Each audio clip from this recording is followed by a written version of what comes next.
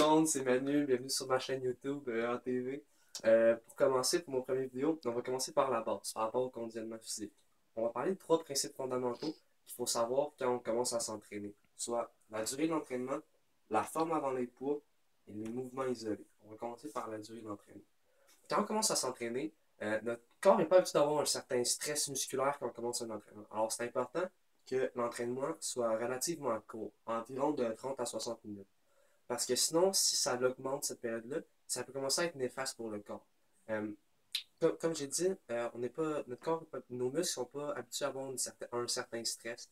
Donc, si on pousse trop, si on stresse trop le muscle, au lieu de travailler, puis de prendre la masse musculaire en juste déchirant les tissus musculaires, en leur permettant d'avoir plus de sang pour qu'ils grossissent, qu'est-ce qui va se passer? C'est que notre corps, pour faire le mouvement qu'on lui demande de faire, au lieu de travailler notre muscle, il va prendre les nutriments de notre muscle pour se nourrir, pour lui permettre de faire l'exercice.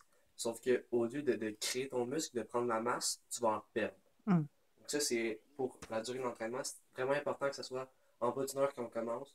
Environ pour les 3 premiers mois. Puis après ça, quand on est habitué quand notre corps est rendu plus habitué à avoir un certain stress, là, on peut augmenter la quantité d'efforts qu'on lui demande. Numéro 2, la forme avant les poids. Ça, c'est sûrement ce que les gens oublient le plus, même si ça fait longtemps qu'ils s'entraînent. C'est de prioriser la forme avant le nombre de poids qu'on met. Quand on commence à s'entraîner, oui, on veut faire les mêmes poids que son ami, que lui, ça fait plus longtemps, on veut montrer qu'on est fort, ces choses-là. Mais c'est vraiment important de focusser sur la forme du mouvement qu'on crée.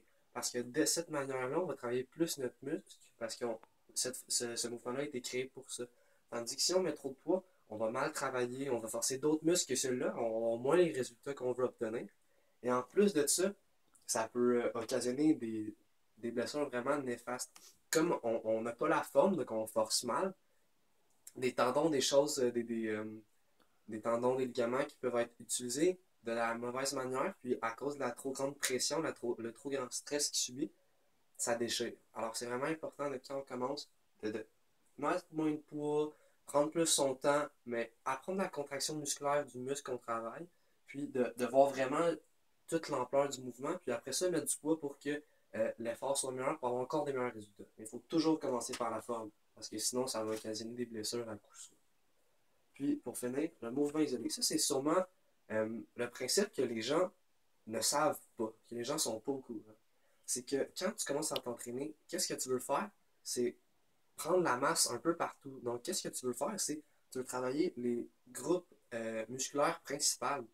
Par exemple, si tu veux travailler les pecs, tu veux travailler ton chest, qu'est-ce qu'il faut que tu fasses? C'est faire des exercices qui vont travailler la façon maximale, la façon générale, au lieu de faire des exercices isolés qui vont permettre de travailler juste une petite partie. Parce que tu veux mettre de la masse, justement, un mouvement isolé, qu'est-ce que ça permet? C'est seulement de sculpter ton muscle. Alors, ça ne sert pas à grand-chose quand tu commences. Tu penses que tu penses avoir des résultats, mais tu n'en auras pas parce que tu vas seulement travailler une petite partie. Ça, ça s'utilise après les 3 premiers mois. Comme j'ai dit tantôt, on augmente la cadence, on augmente la quantité d'entraînement, puis par le même fait, on va augmenter les exercices. Fait au lieu d'avoir juste des exercices généraux, on peut mettre deux exercices isolés par groupe de muscles qu'on travaille. Bon, mais c'était tout pour aujourd'hui. On voulait juste vous informer de ça. Alors, la semaine prochaine, on va parler de la base, mais pour la nutrition, on va vous montrer qu'est-ce qu'il faut vraiment savoir pour avoir un principe de mode de vie alimentaire très utile. On s'en va la semaine prochaine. Bye.